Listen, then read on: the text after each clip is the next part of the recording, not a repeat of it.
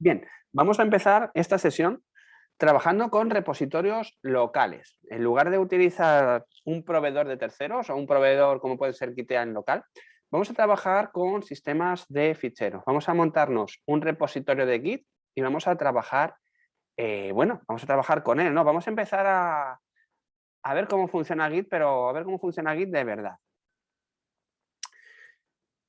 Voy a abrirme una terminal, que siempre viene bien. Además, con la terminal es con lo que vamos a estar trabajando principalmente casi todo el rato. Vamos a ampliarla aquí un poquito, que se vea bien. Bien, me voy a crear una carpeta, ¿vale? mkdir mi app. Y me voy a meter en esta carpeta. Lo podéis hacer con el botón derecho si queréis también en Windows al crear la carpeta. Bueno, dentro de mi carpeta lo típico es que tengo una carpeta source, tengo un fichero license, tengo un fichero lm, ¿no? Con la documentación, aquí, realme.md. Vale, solo tener una serie de ficheros y yo, bueno, con el tiempo he ido trabajando en mi aplicación. De hecho, en todos los cursos estamos trabajando mucho con código y llega un momento en mi vida en que me planteo la duda de si quiero o no quiero utilizar un control de versiones. Y sabiendo las grandes ventajas que me aporta un control de versiones, decido que sí, que quiero utilizar un control de versiones. Y vienen mis dudas de, bueno, ¿cómo empiezo a usar yo un control de versiones? ¿Me creo una cuenta en GitHub? ¿O en GitLab quizás? No, es más sencillo que todo eso. Cuando yo quiero convertir un proyecto no versionado en un proyecto gestionado bajo un control de versiones distribuidos como es Git, lo que voy a hacer es crearme el repositorio encima de mi código fuente. ¿Cómo lo voy a hacer? Es realmente trivial. Vais a ver qué sencillo es. Yo tengo aquí mi código y ahora quiero crearme o quiero meterlo en Git. ¿Cómo lo hago? ¿Cómo empiezo? Pues empiezo ejecutando el comando git init. Significa crea un repositorio en el directorio actual. Les voy a dar al intro. Antes, ls-alter, ¿vale? Para que veáis todo que no hay ninguna carpeta .git. Git init. Hice initializes en git repository, la ruta .git. Eso de initializes empty nos acojona, no, ¿verdad? No nos tiene que dar miedo. No nos ha borrado nada, simplemente ha generado una carpeta .git. Y ya sabéis que dentro de esta carpeta .git es donde va a estar todo mi código fuente. Bueno, ¿y cómo trabajo yo ahora con todo mi código fuente? ¿Cómo añado yo lo que yo tengo? ¿Cómo lo versiono? Si yo pongo aquí gitlog, me dice que, bueno, que mi RAM actual, que es master, no tiene ningún commit, no tiene ninguna confirmación actualmente. ¿Qué es lo que tengo que hacer? Bien, tengo que versionar mis ficheros, tengo que añadirlos a mi control de versiones. ¿Cómo se hace esto? Si queremos hacerlo de una tacada, es decir, añadir todo lo que hay en esta carpeta y de forma recursiva a mi control de versiones, lo haremos con git add . Así. O si queremos añadir un único fichero, le indicaremos el fichero. O si queremos añadir una carpeta de forma recursiva, lo haremos mediante el nombre de la carpeta recursiva. Yo voy a meter todo en el control de versiones, para lo cual voy a hacer git add . Bien. Y ahora tengo que decirle a Git que realmente lo trace. Mañana, en otra sesión, veremos qué es esto del two-phase commit. Pero para que nos entendamos rápidamente, cuando yo añado un fichero a Git, está en un área especial que se llama el staging area.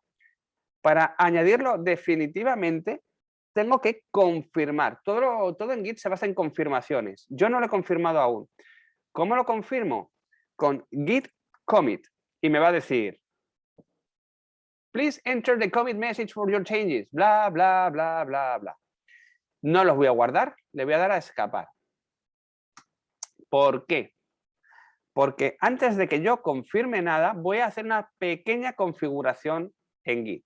¿Y en qué se va a basar esa configuración? Bueno, por norma general, en Git, las confirmaciones van asociadas a un nombre y a un correo electrónico. ¿Cómo le puedo decir yo a Git que utilice un nombre en concreto, mi nombre real, por ejemplo, un seudónimo, y mi dirección de correo electrónico? Bueno, primer comando real que vamos a ver. Git config. Sirve para cambiar la configuración de Git.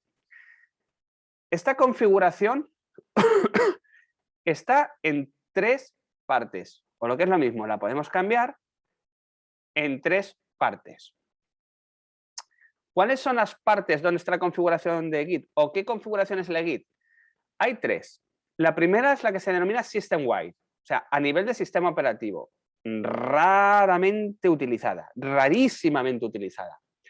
La siguiente es la opción global, o la zona global. La zona global se aplica a todos los repositorios de mi usuario, es decir, los que estén dentro de mi carpeta de usuario. Y por último, la zona de configuración local. Los cambios o la configuración local se aplica a mi configuración del repositorio actual. ¿Cómo puedo modificar yo unas u otras? Git config seguido de la zona que voy a modificar. Una de ellas sería system, pero no lo voy a hacer. La siguiente opción sería global, que modificaría mi fichero de usuario. Y la última sería git config-local, que modifica la configuración de mi repositorio actual. Si yo tengo un único repositorio, aquí mi app, estoy dentro de este repositorio, ejecuto git config-local, mis cambios de configuración van a ser para mi app. Si hago git config-global y tengo múltiples repositorios, todos los repositorios van a tener mi misma configuración, ¿vale? No tengo que ir uno por uno. ¿Cuál es la que manda? Bueno, contra más cerca del repositorio, más mandamos. Es decir, en primer lugar, estaría System. Las opciones de System serían sobrescritas con las opciones global y las opciones global serían sobrescritas con las opciones local. ¿Cómo puedo ver yo mi configuración actual? Pues tengo que hacerlo de la siguiente forma. Ejecuto git config-list y a continuación la zona que quiera mostrar. Por ejemplo, --system. Y me dice que el fichero etc git-config no existe. No pasa nada, es normal que no exista el fichero git-config porque, como os he dicho, parametrizar Git a nivel de sistema es raro. Bueno, pues a ver, --global. A ver, las opciones globales me dicen que user.name tiene este valor, que por cierto está mal, y user.email este otro, que ese está bien. ¿Cómo cambio yo una configuración a nivel global o local? Enseguida lo vemos. Vamos a ver también las opciones locales. A nivel locales os muestra aquí un montón de cosas. ¿Y de dónde salen estas cosas a nivel local? Pues mirad, a nivel local, dentro del fichero Git, de la carpeta Git, hay un fichero que se llama config. Y lo que os he hecho ha sido mostraros esto de aquí, ¿vale? Cuando usamos el --local, lo que estamos modificando es este fichero. Cuando usamos un --global, estamos modificando el fichero git-config dentro de nuestro directorio de usuario, que en Windows será c:\users/nombre. Ahí lo tenéis. Y cuando estamos utilizando el --system, estamos modificando el etc git-config, que de aquí directamente no lo tengo, ¿vale? Cada una de estas opciones modifica un fichero diferente. Este lo vais a utilizar 0 veces. Este lo vais a utilizar una vez, que es para configurar las opciones por defecto. Y este lo vais a utilizar más veces porque en ciertos repositorios tendréis que utilizar vuestro email del trabajo, si son cosas de trabajo, y otras vuestro email real si son cosas de, bueno, pues proyectos open source vuestros o proyectillos vuestros que tengáis por ahí. ¿Cómo cambio yo una opción? Vamos a ello, ¿no? Vamos a cambiar, como os he dicho, vamos a git config, --list, --global. Si os dais cuenta, user.name yo os he dicho que esto está mal. ¿Cómo lo cambio? Git config, --global, nombre de la opción, seguido del valor de la opción. Ahí va. Si os dais cuenta, a un $home /.git-config me la ha modificado aquí, y si hago un git config --list --global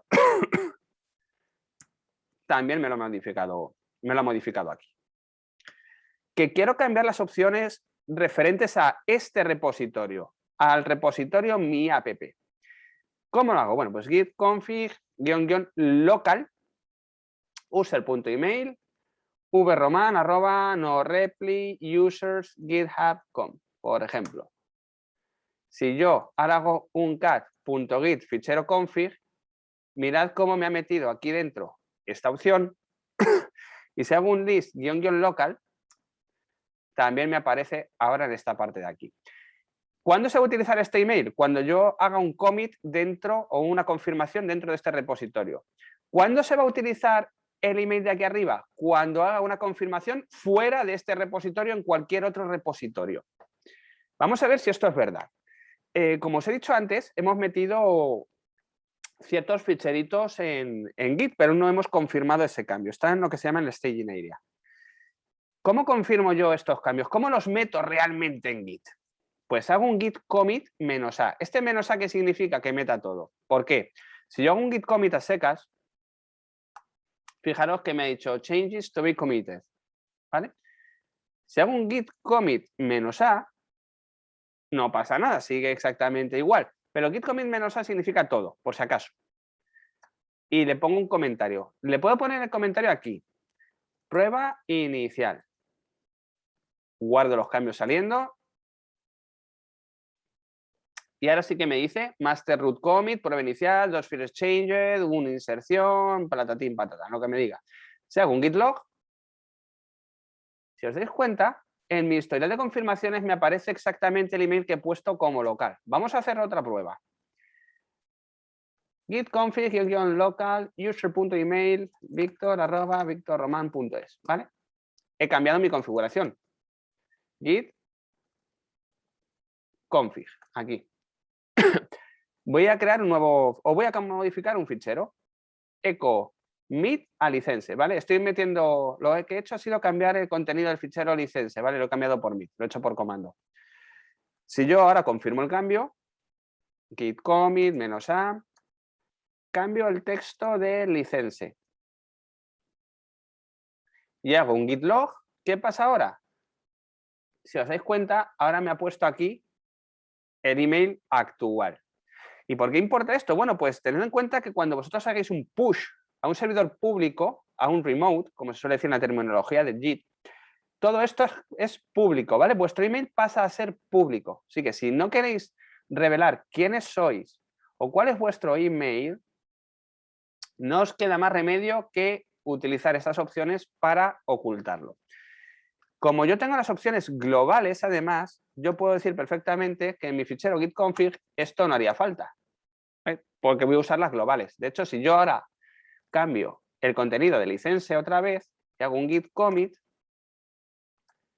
-a, perdonad, fijaros que me dice que no está staged for commit, no le he puesto el -a, es normal. Vuelvo a cambiar el texto de la licencia. Lo envío, git log, y fijaros cómo me sigue poniendo el mismo email de antes. ¿Por qué? Porque es la opción global, es la opción por defecto del usuario. En GitHub, por ejemplo, si no tenéis puesto este email y tenéis la opción de, de keep email address private a true, en el check ese que hemos visto en otra sesión, os va a rechazar el cambio. Solamente os lo aceptará si lo enviáis con este email. Entonces podéis jugar mucho con estas opciones de privacidad, que están bastante bien. Y así es como hemos creado nuestro primer repositorio, pero hay otra forma de crear repositorios, ¿vale? Vamos a importar, vamos a crear otro repositorio de otra forma. Me voy a crear una carpeta que se llama repositories, y voy a crear un repositorio, pero de una forma un poquito especial. Git init aplicación. Y aquí pone esto de initialize, npm, git repository, ¿vale? Me pone exactamente lo mismo de antes, pero si yo me doy cuenta aquí he puesto un --vare, que antes no he puesto, y vamos a ver qué pasa si yo me voy aquí. Aquí hay un montón de cosas ya, ¿verdad? ¿Por qué? Bueno, pues cuando utilizamos una inicialización var, significa que vamos a crear una carpeta para contener información de Git, pero que no va a ser la carpeta sobre la que trabajemos, o lo que es lo mismo. Yo me puedo crear un repositorio de Git en mi disco duro y trabajar con este repositorio en otra carpeta. Es similar a lo que haríamos con un remote. La diferencia es que no está en Internet, está en nuestro ordenador. Vamos a verlo de otra forma más sencillita. Vuelvo aquí a mi carpeta, a mi app. Me voy a cargar toda la información de Git, ¿vale? Afuera, ya está. Ya no está metido en Git, así de sencillo.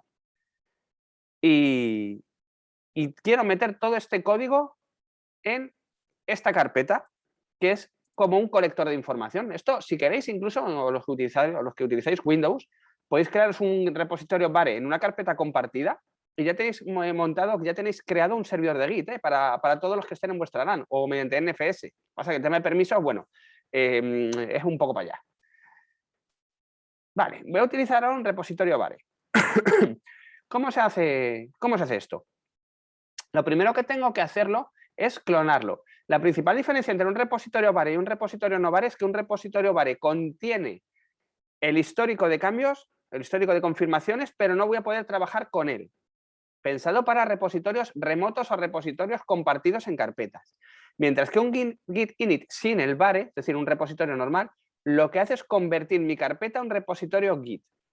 ¿Vale? Pero solamente mi carpeta, no podría compartirla por ahí fácilmente. Entonces, si yo quiero un repositorio compartido, en una carpeta compartida, en NFS, donde me dé la gana, ¿cómo puedo yo utilizar este repositorio en mi carpeta? Bueno, pues tengo que hacer un git clone.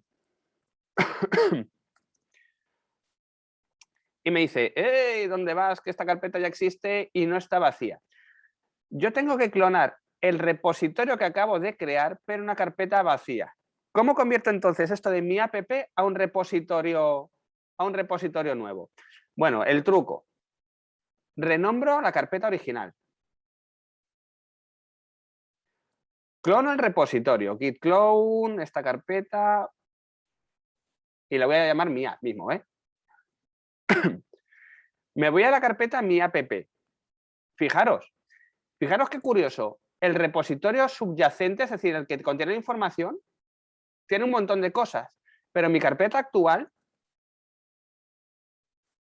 no contiene nada más que un punto .git. ¿Por qué? Porque este repositorio es el que contiene toda la información de Git, mientras que aquí es mi copia local. Es como si este fuera un repositorio remote y esto de aquí fuera un repositorio local. De hecho, si hacemos un cat.gitconfig, fijaros cómo me ha creado un remote y en lugar de poner https://github.com/vroman/ lo que sea, me ha puesto aquí una carpeta de mi disco duro. O sea, es exactamente igual, solo que con carpetas dentro de mi propio ordenador. ¿Cómo gitealizo la carpeta de antes? Bueno, pues como lo hemos copiado a mi app.original, copiamos aquí todo su contenido y hacemos exactamente lo mismo. Git add git commit -a, pero voy a meterle otro flag. Y ojo, que si lo hago así está bien, ¿vale? No pasa nada. Pero voy a enseñaros otro flag, -m. ¿Y qué hace este flag? ¿Qué hace esto del -m? Bueno, pues este -m significa message. A diferencia de antes, que lo ponía sin el -m y me preguntaba por un mensaje de texto, en este caso con el flag -m ya le estoy dando yo la información de qué contiene este cambio.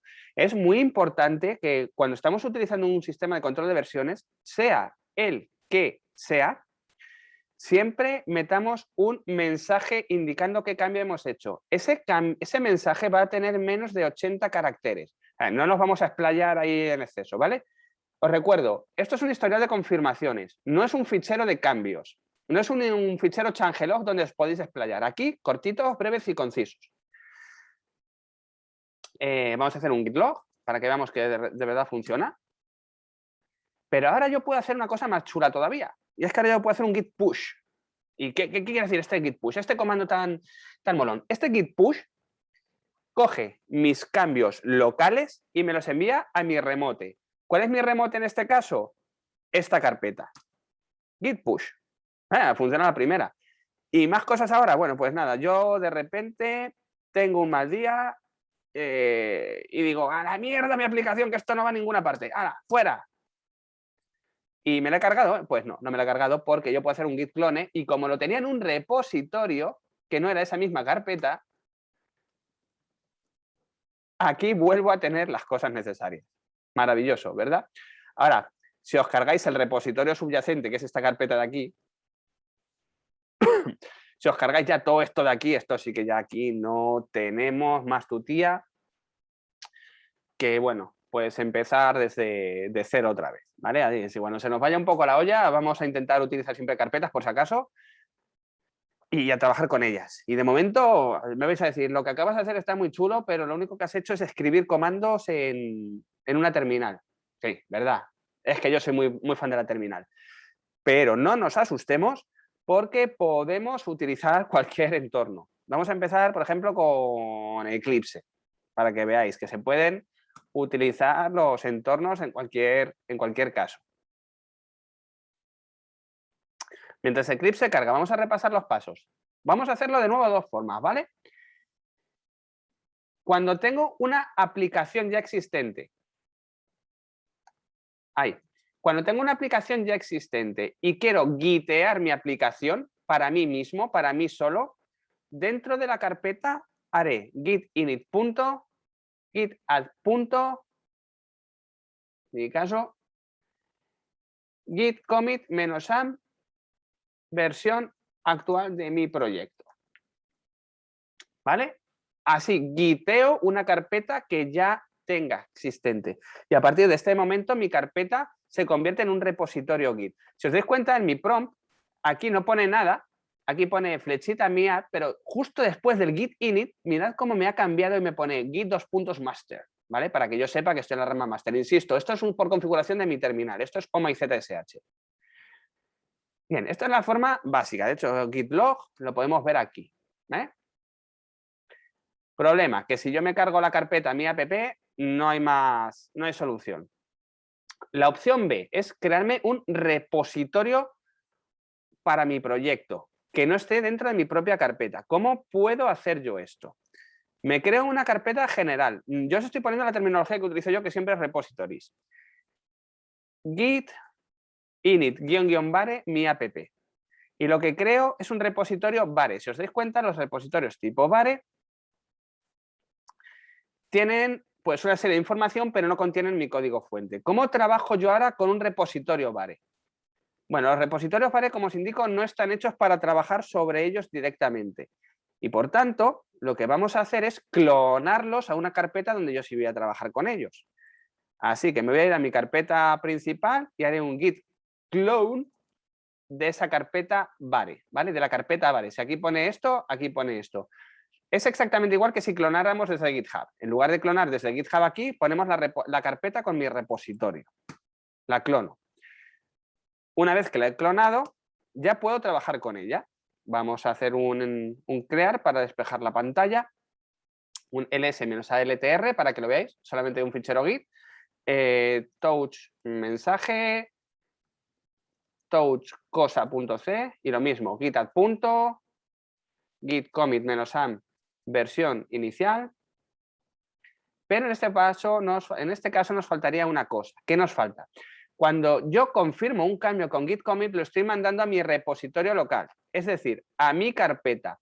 Pero como yo tengo un servidor central, guiño, guiño, que es otra carpeta donde están todos mis repositorios para que mis cambios locales, y cuando hablo de locales, hablo de mi carpeta actual, vayan a ese repositorio central, tengo que hacerle también un git push. Hasta que yo no hago git push, hasta que yo no hago eso, en esta carpeta de repositorios centrales, que es repositorios mía, hasta que yo no haga un git push, en esta carpeta estos cambios no existen. Existen en mi carpeta, pero no en mi repositorio central. Cuando yo hago un git push, ahora sí que existen allí. Y por tanto, si yo me borrase mi carpeta y la volviese a clonar, git clone, y entro dentro, veré que tengo mis cambios, ¿vale? Esto se llama two-phase commit y lo vamos a ver en otra sesión. Importante esto, cuando hagamos un commit, lo estamos enviando a mi histórico de confirmaciones local. Básica y llanamente, si lo queréis decir, dentro de la carpeta .git, ahí dentro. Cuando yo hago un git push, lo estoy enviando a un repositorio central. ¿Y qué es lo que envía un repositorio central? Lo que ya tenga en mi repositorio local. ¿A qué repositorio se envía con un git push? Se puede enviar a múltiples, pero por defecto se envía al remote origin. ¿Cuál es el remote origin? El remote origin es el que dentro de .git/config os aparece como origin y a esa ruta. esa ruta podría ser GitHub, puede ser GitLab, podría ser Gitea en local, podría ser un montón de historias, ¿vale? Pero eso, siempre en cuenta, cuando yo hago commit, lo confirmo localmente en mi carpeta, en mi .git. Cuando hago un push, confirmo a nivel de servidor. Y ya habéis visto que a nivel de servidor no significa que os montéis un servidor de la leche, sino que con una única carpeta que hayáis inicializado previamente como vale, la podéis tener ahí. Me ha fallado la inicialización de Eclipse, así que no le voy a dar mucho a Coba y vamos a ir a Visual Studio Code para que veáis cómo podemos trabajar con, con repositorios Git. Aquí. Vamos a abrir Visual Studio Code. Y si nos damos cuenta, aquí hay un iconito maravilloso que ya viene de serie que se llama Source Control, ¿vale? Aquí, si pincho yo aquí, ya puedo trabajar con Git directamente en Visual Studio. Y fijaros que me pone Open Folder o Clone Repository. ¿Cuál es la diferencia entre uno y otro? Bueno, pues al igual que antes, yo puedo abrir una carpeta que yo tengo bajo control de versiones o bien clonar un repositorio. Voy a clonar un repositorio. Y fijaros, provide repository URL or pick a repository source. También me deja aquí elegir clone from GitHub. No voy a hacer eso. Voy a clonar de mi carpeta local. He puesto aquí mi carpeta Vare, que era mi carpeta Vare. Le voy a dar aquí al intro, a ver qué pasa. Y taca, taca, taca, taca, taca. Me dice, ¿dónde lo quieres clonar? Alma de Dios. Y yo le digo que voy a crearme una carpeta nueva que se va a llamar mi app clonada. Aquí, creo la carpeta y le digo que hay dentro. Y esto automáticamente lo está haciendo. Dice, would you like to open the cloning repository? ¿Quieres abrirlo? Pues, hombre, pues sí. Para eso lo estoy clonando precisamente. Así que aquí lo abro, se me va a abrir Visual Studio Code con lo que yo tenga en ese repositorio. Si os dais cuenta aquí, me lo he abierto, bien. Pero ahora ya cuando cambio a la vista de versión de control, aquí ya pone changes. Aquí me dice que no tengo ningún cambio y me aparecen otros botoncitos. Mirad, me aparece aquí la vista de árbol, me aparece un tick que es para confirmar, me aparece esto que es para refrescar y bueno, fijaros la cantidad de opciones que hay en los triples puntos. Vamos a ver si esto funciona de verdad, ¿vale? Voy a modificar mi código fuente. Voy a coger esto y vamos a hacernos un programa en C. Include stdio.h, include stdlib.h, in main, in argc, char pointer, rgv, exit success, ok, vale. Bueno, me he modificado el fichero y fijaros cómo automáticamente aquí me dice que hay un cambio pendiente. Y me aparece el fichero, pero es más todavía. Me dice que lo puedo abrir, me dice que puedo descartar los cambios o meterlos en el staging area. De momento no voy a hacer nada. Y me parece que está modificado. Si pincho en la M, fijaros, me dice cuáles son los cambios. Vais a ver cómo está guay esto de las diferencias. Fijaros, esto es el div. Voy a confirmar los cambios, ¿vale? Le voy a dar aquí, a commit. Le dice que no hay... Perdonad, primero hay que estajearlo. Lo meto aquí. Ahora, stage changes. Ahora sí. Y una vez que está estajeado, que no quiero meterme mucho en lo del staging todavía, lo voy a confirmar. Me dice, ¿qué cambio quieres? Bueno, pues código inicial. Y ya lo he enviado.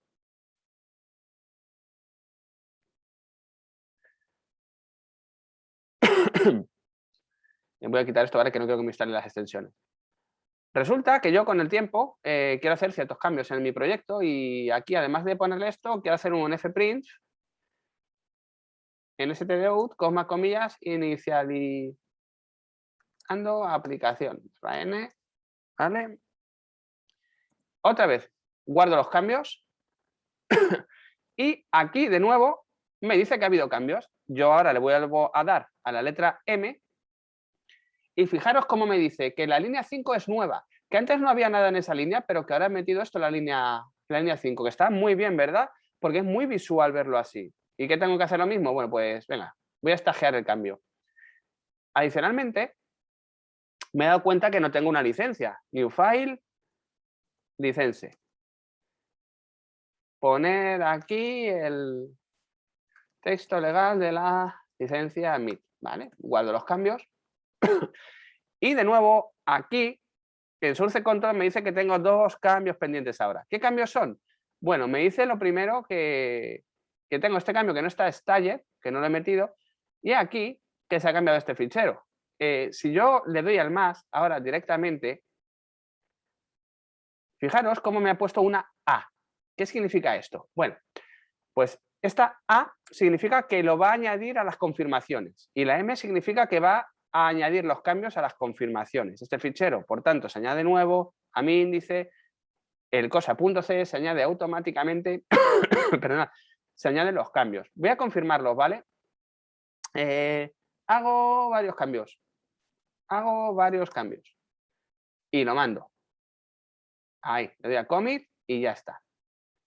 Y ya puedo seguir trabajando. ¿Y qué pasa ahora? Bueno, pues me vuelvo a mi línea de comandos de antes.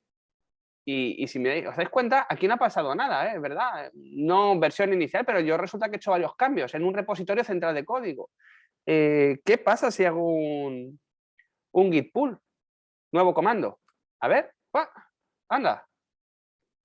Si os dais cuenta, con git pull lo que hacéis es obtener los cambios del repositorio remoto. Es decir, si múltiples personas hemos estado trabajando con un mismo remote, que puede ser una carpeta o un servidor, para que nosotros obtengamos los cambios que han hecho esas personas, tenemos que utilizar git pull. Hay otra forma que es mediante git fetch, pero como no hemos hecho ningún cambio, no la vamos a ver. Si yo ejecuto ahora git log, código inicial, aquí está. Y bueno, ¿qué pasa aquí? ¿Qué podemos más hacer? Bueno, pues sincronizamos cambios. Le decimos que sí. Esto de sincronizar cambios aquí lo que hace es obtener los cambios, ¿vale? Por si hubiera habido algún cambio. Vamos a ver. Vi cosas mundos, ¿eh? Voy a modificarlo aquí. No es por nada, pero esto no ha comitado los cambios, ¿verdad? Me parece. Voy a poner, en lugar de ponerle exit access, vamos a ponerle exit failure. Git commit -am, cambio el código de retorno. Ya está. Git log, ¿vale? Pero si alguien intenta obtener estos cambios, no los va a obtener. ¿Por qué? Y aquí viene la gracia. Porque no hemos hecho un git push al repositorio central. Y me dice, la que has liado, te falta hacer un git pull. Cosas maravillosas de Git. No nos va a dejar hacer cambios si tenemos cambios pendientes por ser obtenidos. Y de hecho, ahí quería yo ir. Cuando 2 personas cambian lo mismo, la primera que manda el cambio al repositorio gana. La segunda, cuando haga un pull, se va a comer un mensajito de este estilo que ya veremos cómo resolverlo. A esto se le denomina un conflicto. Fijaros que yo en esta, aquí, cosa.c, he cambiado exit success por exit failure. Pero el otro usuario había metido esta línea. Entonces, claro, ha habido un pequeño problemón aquí. Porque 2 personas distintas hemos intentado cambiar exactamente la misma parte del código. Hay momentos en los que estos problemas son triviales de resolver, que como ya veremos en otra sesión. Hay otros casos en los que tenemos que meter la manita. No lo vamos a hacer porque para eso tenemos una sesión dedicada a merges, pero que veáis que Git no es maravilloso de la muerte tampoco. O sea, funciona muy bien, pero si 2 personas trabajamos en la misma porción del código con un repositorio compartido, con un remote, podemos seguir teniendo estos problemas, ¿vale? Aquí le voy a dar aquí al refresh. Después de mi git pull, me dice aquí, bueno, que no está resuelto el conflicto. Ya tengo aquí mi fichero de licencias, que no había comiteado antes el Visual Studio por alguna razón. Y tengo que resolverlo. No lo voy a resolver, de hecho, lo voy a dejar tal cual estaba. Que para eso ya nos meteremos. Y voy a hacer el pull. Ya está.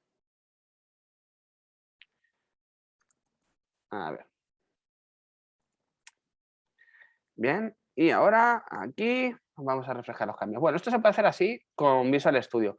Ojo, que quien dice Visual Studio dice NetBeans, dice IntelliJ. Voy a coger IntelliJ que lo usamos mucho durante los cursos, ¿vale? Para que veáis que se puede hacer exactamente lo mismo. Me cojo aquí el IntelliJ, estoy abriéndolo, ¿vale? Un momentito, que es que tarda lo suyo en abrirse. A ver, voy a abrirlo, IntelliJ, para que veáis que se puede hacer exactamente lo mismo. En cuanto se abra, lo muevo de escritorio.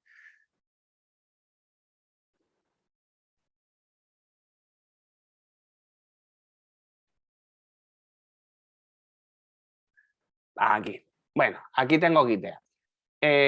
Mirad, cuando abrimos Gitea o cualquier otra herramienta escrita por este fabricante, ¿vale? Pues el PyCharm, Golang, etcétera, un montón de herramientas que tiene este fabricante. Podemos trabajar exactamente igual que con Visual Studio. Si os dais cuenta, aquí pone Get from VCS. Bueno, pues este es el botón mágico para obtener repositorios. Aquí. Y fijaros que nos pone prácticamente lo mismo. Version control, si queréis trabajar con Git, con Mercurial o con Subversion. La URL y dónde lo vamos a clonar.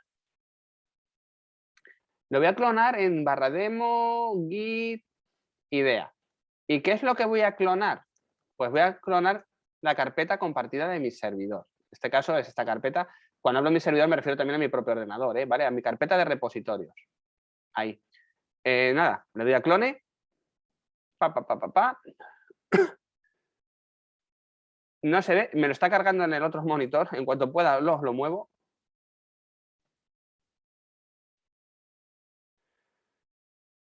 A ver si me deja. Aquí. Sigue en ello, un momento. Aquí está. ¿Vale? Y bueno, pues prácticamente lo mismo. Fijaros que aquí me pone los datos del proyecto y también tengo aquí una pestañita que pone commit. Voy a darle. Aquí está. Por si queréis ver los cambios pendientes. Vamos a irnos aquí a project. Vamos a crearle un nuevo fichero. Botón derecho.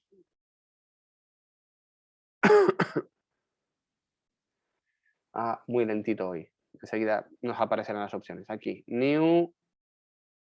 Vamos a meterle pues un fichero JS, por ejemplo.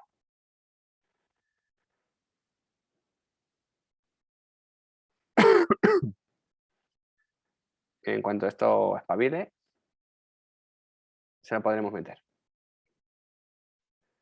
New, aquí, JavaScript file, demo.js, ¿vale? Ahora nos aparecerá aquí. Aquí está. ¿Quieres añadir el siguiente fichero a Git? Demo.js. Si eliges cancel, lo puedes añadir manualmente después. Le voy a decir que lo añada ya, ¿no? Add. Y aquí, fijaros cómo tenemos lo mismo. Cambios. Pues nada, ¿cómo envío yo este cambio a mi repositorio? Marco lo que quiera cambiar y le digo, añado el fichero demo.js. Y le digo, commit o commit and push. Bueno, pues lo que yo quiera. Commit lo manda a mi repo local y commit and push lo manda a mi repo local y después lo envía al servidor remoto. Vamos a dar primero a commit. Ahí. Ya está. Y luego lo podemos añadir al repositorio remoto. Fijaros que es exactamente igual. Commit to master. Bueno, vamos a meter esto también. Commit and push. En este caso, por meterlo, ¿por qué no? Push. Bueno, aquí me pregunta que si estoy seguro de lo que quiero hacer, que va a meter todo esto. Push. Y ojo, porque lo que va a hacer es el push de todos mis cambios locales. Anteriormente había añadido solamente el fichero demo.js, en este caso he añadido el .gitignore, y luego con commit and push cojo lo que tengo y envío todo al servidor. Ya veremos cómo hay formas de que no se envíe con un git push, que no se envíen todos los cambios al servidor. Por ejemplo, con un cherry picking, que ya veréis cómo funciona. Bueno, y esto así con IntelliJ. Más cosas que podemos hacer o con más cosas que podemos trabajar con Git. A mí me gusta mucho. Hay también clientes de escritorio que no son entornos de desarrollo dedicados a Git. Posiblemente hoy en día el mejor sea Fork. Fork es uno de pago, ya os lo digo. Y en concreto, cuando digo de pago, os estoy hablando de $50. Fork es esto de aquí. ¿Cómo funciona Fork? Bueno, donde pone Services Accounts, si yo pincho, le puedo añadir cualquier servidor de los que ya hemos visto, Bitbucket, GitHub, GitHub Enterprise o GitLab, GitLab Server. Si metemos un servidor local, sería aquí en GitLab Server. O bien, añadirle repositorios locales, es decir, que no estén en un proveedor de servicios, a mi máquina. Botón derecho, Add Repository. Y aquí ya me pregunta que cuál quiero añadir. Pues lo hemos creado en la carpeta Repositories. Aquí, aplicación, Open. Perdón, que había que clonarlo. Clone, si doy aquí a Rescan Repositories, me los va a buscar. Pero voy a clonar a mano. Clone, ¿cuál voy a clonar? La carpeta de antes. ¿Y dónde la voy a clonar? Pues ahí mismo, ¿vale? Da igual dónde la clone. Clonar. Bueno, y aquí, esto ya es súper visual. Si os dais cuenta, esto ya es un cliente como tal, muy visual. Aquí tengo todos los cambios que yo he hecho. Tengo aquí la pestaña de cambios. Fijaros, puedo navegar, puedo ver exactamente qué se ha cambiado, puedo ver qué ha contenido este commit, lo que se ha cambiado. Es maravilloso, se puede navegar muy bien y aquí os aparece una línea recta. Esta línea, cuando trabajamos con branches, con ramas, veréis cómo se van bifurcando. Está súper bien. Porque, a ver, podemos decir, por ejemplo, aquí en hago varios cambios, botón derecho, rebase, que ya lo veréis, resetear master, comparar con cambios locales, etc. Vamos a hacer hincapié en una cosa que se llama aquí reset master. ¿Qué se llama esto? ¿Qué es resetar el master? Bueno, significa que todos los cambios posteriores a estos los vamos a descartar. Mirad, reset master. Y fijaros cómo me dice que se va a resetear. Ya veréis para qué vale esto. Y mirad cómo ahora aquí me aparece la etiqueta master y aquí me aparece origin master. Esto quiere decir que mi rama master de mi repo local está aquí, pero que la rama master del servidor remoto está ahí arriba. Es decir, como que yo estoy más atrás, ¿vale? Esto es como irnos a una versión hacia atrás. Incluso puedo irme más hacia atrás, Checkout.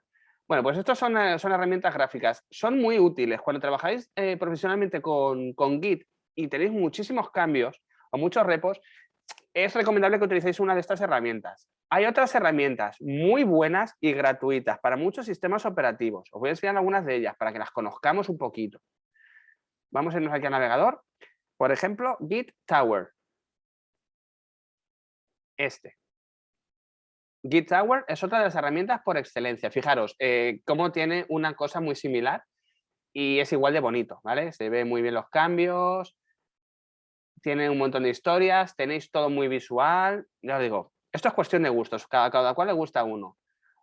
El otro por excelencia es Git Kraken. Este de aquí.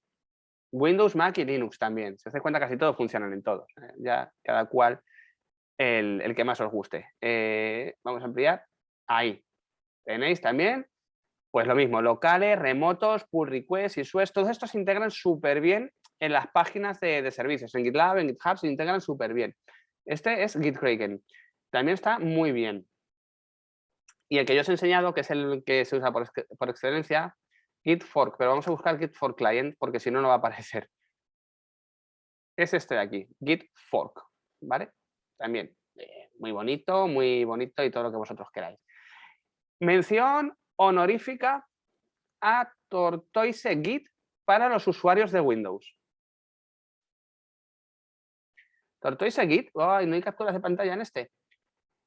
Integra Git en la shell, es decir, os añade ciertas opciones al botón derecho, tipo crear repositorio aquí, o comitear cambios, o hacer push de cambios, o clone, o fetch, todo con el botón derecho del ratón, ¿vale? Se integra en el menú contextual de abrir como, no sé qué. Nada, simplemente le dais ahí al botón derecho, le dais a crear repositorio o lo que sea, y funciona súper bien. Esto, aunque tengáis instalados Git en Windows, yo os recomiendo encarecidamente que os instaléis Tortoise Git porque es maravilloso, funciona súper bien, tiene un montón de opciones no es como los otros que están enfocados a funcionalidad de Git, sino que estos os añade ciertas características al shell de Windows, al botón derecho, vaya. De hecho, aquí tenemos una captura. Fijaros que aparece aquí Tortoise Git y aquí os aparecen todas estas opciones, ¿vale? Con el botón derecho del ratón. No es un cliente al uso como tal, pero está muy bien. Al igual que hay Tortoise Git, también hay Tortoise CVS, Tortoise SVM. Maravilloso. ¿Y con qué podemos cerrar? Bueno, pues podemos cerrar un poquito con las tags, para etiquetar, para ver lo que son los tags. ¿Qué leche es esto de unas tags? En el mundo del desarrollo, por norma general, no hablamos de la versión, espera, que tengo que hacer un git pull. A ver, mi cambio, git pull, vale. Voy a reclonar el código rmr-rfmia. Clone, git clone. Vale. En el mundo del desarrollo, habitualmente no hablamos de la versión DEA 10B5, 54, 88, 60, C118, B55, C934, E1, BAF, 60, 603, C40 y D. No, esto no. O sea, ¿en qué cambio has metido esto? En la DEA no sé cuánto. Vale. Pero en el mundo real sabéis que usamos versiones semánticas, versión 1.0 o versión 2021. En Git podemos usar versiones semánticas también. Esto de aquí no nos podemos olvidar. No nos podemos quitar del medio esto de aquí, ¿vale? Esto es la firma del cambio. Esto es imborrable. Pero sí que podemos utilizar etiquetas humanas para que nuestros usuarios y nosotros mismos sepamos cuándo hemos llegado a una versión de desarrollo concreta. Podemos decir, bueno, después de este commit, hasta aquí, todo lo anterior, es decir, de aquí para abajo, lo voy a considerar la versión 1.0, la versión inicial. ¿Cómo creo yo una etiqueta? ¿Cómo puedo decir yo al mundo entero que eso es una etiqueta? Bueno, pues tengo que utilizar otro comando, que es el comando git tag. Git tag. ¿Y ahora cómo? ¿Ahora qué? Bueno, hay dos formas de usarlo, con el "-a" y sin el "-a". ¿Cuál es la diferencia entre usar el comando "-a" y sin "-a"? Cuando utilizo el comando "-a", utilizo etiquetas gordas. Qué nombre más feo. Cuando no lo utilizo, creo etiquetas ligeras. ¿Cuál es la diferencia entre una etiqueta no ligera y una etiqueta ligera? Bueno, las etiquetas ligeras contienen menos información que las etiquetas no ligeras, que las etiquetas completas.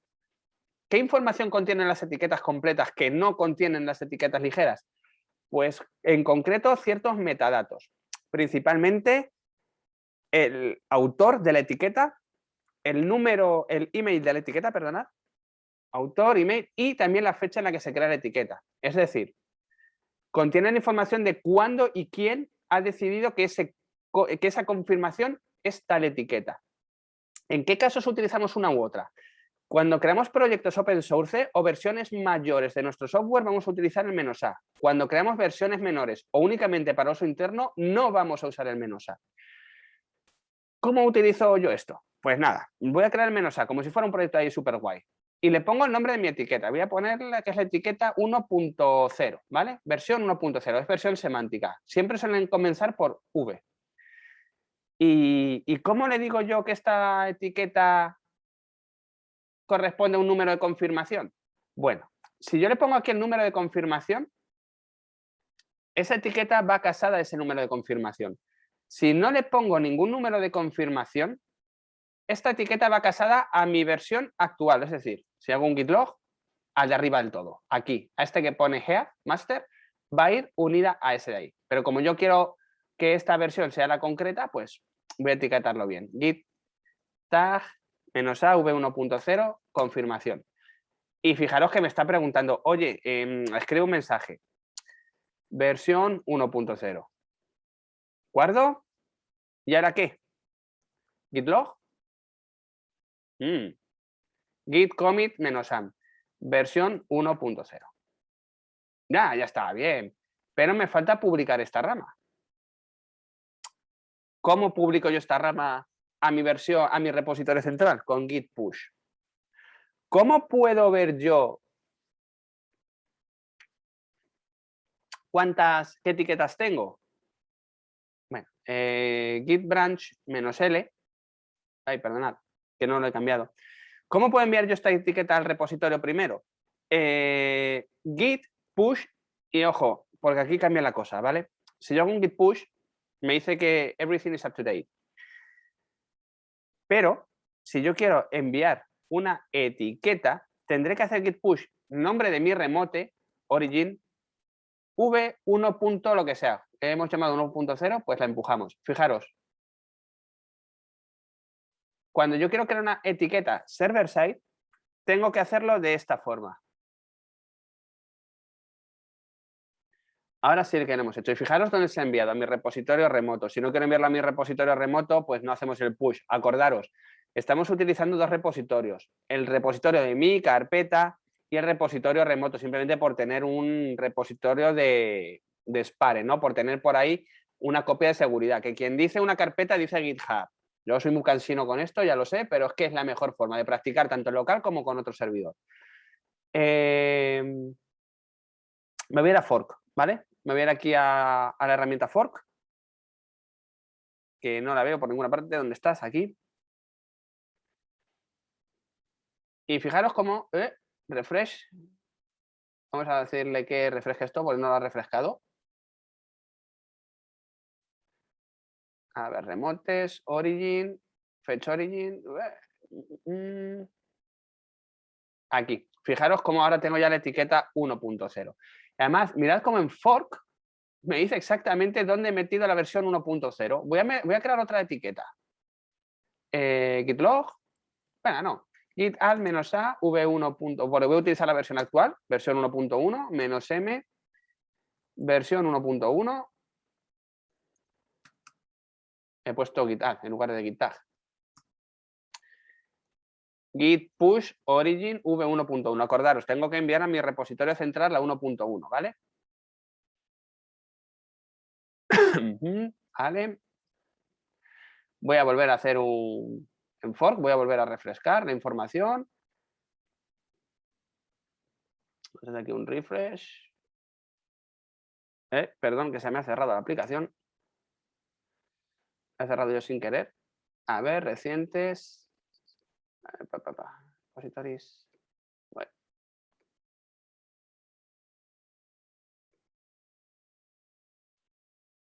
Clonar. Lo estoy haciendo así para no tener que ir abriéndolo y demás, ¿vale?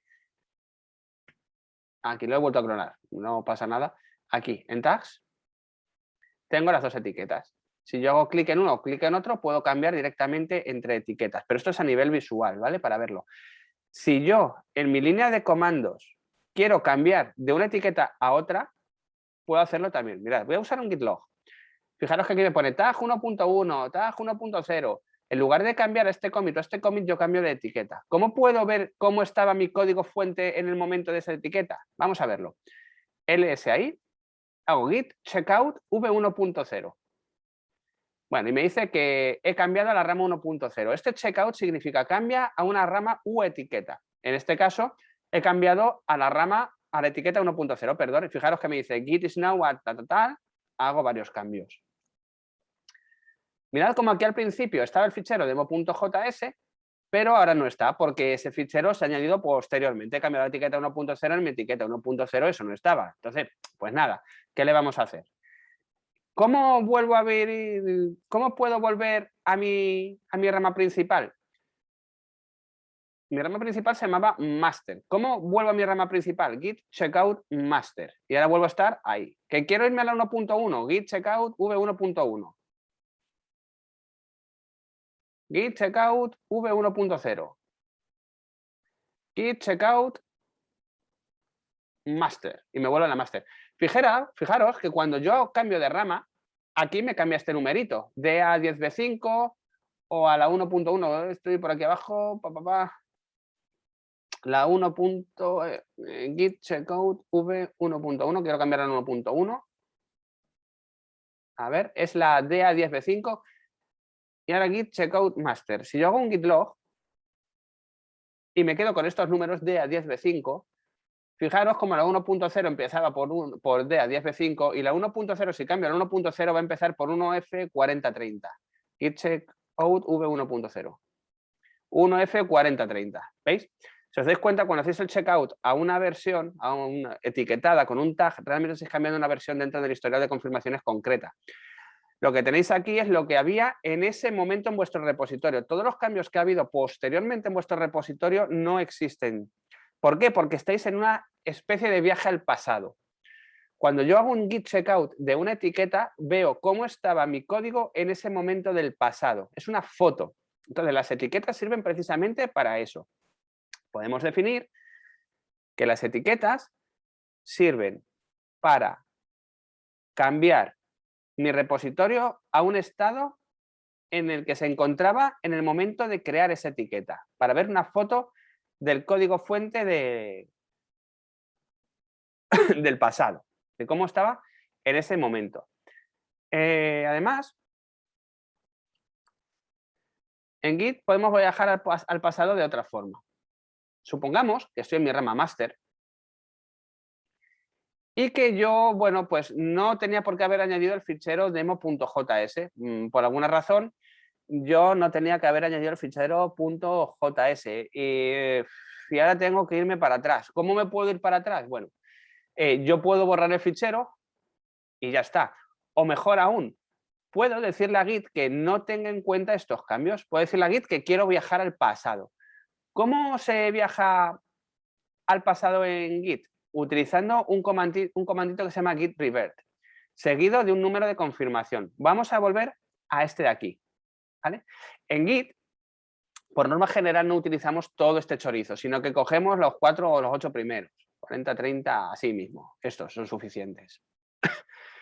Git, cuando yo le paso estos numeritos, va a buscar en todo el histórico de cambios cuál concuerda con esto. Y el primero que concuerde con esto gana. Si hubiera 2 o más cambios que empezasen con un F4032, me diría que no puede porque hay varios, que sea un poco más específico. Entonces le metería el siguiente número y así, ¿vale? Pero no es necesario que le pongamos todo este chorizo.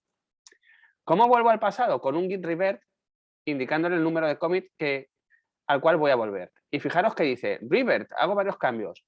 Esto revierte el commit no sé qué, no sé cuántos. Le voy a dar directamente a guardar, ¿vale? Ya está. Git log, para que lo veamos. Y fijaros cómo dice que he sido yo y que revierte este cambio de aquí atrás. Fijaros cómo no ha borrado este histórico de aquí. En Git hay una cosa que es que está muy mal vista y es manipular el histórico. El histórico en Git es manipulable, pero está muy mal visto que se toque el histórico. Así que un revert lo único que hace es añadir una nueva confirmación diciendo que en esa confirmación se han eliminado cosas que habían ocurrido anteriormente, ¿vale? Pero no eliminamos todo esto que hay aquí. Eso lo dejamos. Hay ciertas situaciones en las que tocaremos el histórico, pero eso lo contaremos en otra sesión. Y aquí, si os dais cuenta, el que me he cargado es el license. No me acuerdo ya ni cuál era el que se había generado posteriormente. Bueno, al hacer eso, se ha borrado. Si hago un git push, envío el cambio. Y si lo miro en fork, remotes, el origin, master, botón derecho, pull. Pues por aquí lo tendremos ya. Estará eliminado. Revert, aquí. Y de hecho aquí ya me dice que se ha eliminado el fichero, que se ha cambiado el feature license, que se ha modificado el fichero cosa.c. Los cambios que ha habido y la estructura de directorios, que hay en unos momentos y que hay en otros. Aquí, cambio este. Hay una estructura, cambio este, hay otra estructura. Y bueno, estas son las cosas básicas. Os voy a comentar otro comando. Si yo quiero eliminar un fichero de Git, porque ya no lo utilizo en mi proyecto, no tendría que utilizar un revert. ¿Cómo elimino un repositorio del control de versiones? Vamos a suponer que ya no quiero seguir trabajando con el fichero demo.js, por cualquier motivo. ¿Cómo se elimina? Bueno, pues con comando sería con git rm seguido del fichero. Y a continuación, git commit demo.js o git commit -a, ¿vale? Elimino el fichero. Fijaros que ya no está aquí. Ojo, si hago un git rm cosa.c y ahora hago un git pull, un git reset-hard, ¿vale? Fijaros cómo ha vuelto a aparecer el cosa.c. Ya veréis lo que son eso de los resets. Pero como yo este cambio no lo he enviado todavía, no le he hecho un commit, sigue en mi índice y como sigue en mi índice puedo volver hacia atrás. Todo lo que esté en mi índice que no haya enviado lo puedo revertir. Hasta ahora, una vez que yo hago un commit, que yo confirmo algo, ya se acabó. Así que nada, git push. Me dice que lo hemos enviado en mi repositorio. Me voy otra vez a mi fork. Voy a decirle aquí que pull. Elimino los ficheros. Fijaros cómo aquí me va aumentando master, origin master y nada. Me dice que los cambios han sido que he eliminado el fichero demo.js. Interesante que tengáis en cuenta. Todo en Git son confirmaciones. Sin embargo, ¿yo puedo acceder a un fichero que se ha eliminado? Sí. Voy a eliminar el fichero cosa.c, ¿vale? Git commit cosa.c -a -m eliminado cosa.c. Git push. Está. Y lo mismo.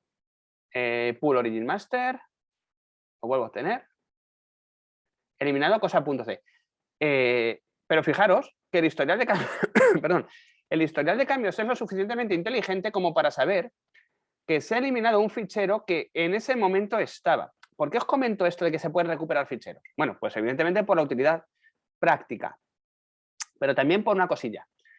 Tened mucho cuidadito con lo que metemos en Git. Por ejemplo, ficheros con usuarios y contraseñas, porque por mucho Git RM que hagáis, eso va a seguir en el historial de confirmaciones. Y si está en el historial de confirmaciones, se puede recuperar el fichero. ¿Hecho? Un git log, git revert. Y de nuevo el fichero cosa.c ha aparecido. Acordaros de esto, ¿vale? Lo que pasa en el historial se queda en el historial. Y como en el historial había un fichero cosa.c y su contenido, yo podría recuperarlo sin ningún problema. Por mucho git rm que haya hecho, el git rm no lo elimina de Git. Simplemente le dice a Git que ya no voy a seguir utilizando ese fichero. Que en mi sistema de ficheros ya no va a existir ese fichero. Que a nivel de control de versiones ya no voy a controlar ese fichero porque no va a existir en mi fichero. Pero ese fichero sigue remanente en el índice. Y si hacemos un git commit o un git push, como ese contenido existía, lo puedo recuperar. Y nada, ahora sí, por hoy hemos terminado estas pequeñas sesiones de introducción a Git, en las cuales espero que hayáis aprendido un poquito los conceptos básicos y os invito a que guardéis todo lo que podáis, tanto con repositorios normales, es decir, creando un repositorio sobre una carpeta ya existente, git init. O bien creando una carpeta de repositorios y que os creéis un repositorio vare. Y dentro del repositorio vare juguéis con un git clone, ¿vale? Para que hagáis clones, git clone. Y dentro de lo que hayáis clonado, pues juguéis mucho. Touch add, touch fichero, git add fichero, git commit -am fichero. Juguéis con el histórico, juguéis con el git rm, ¿no? Y también, bueno, pues eso, veis las diferencias entre un commit y un push, aunque mañana hablaremos un poquillo más de esto. Y con esto sí, ahora sí que sí, ya os dejo por hoy.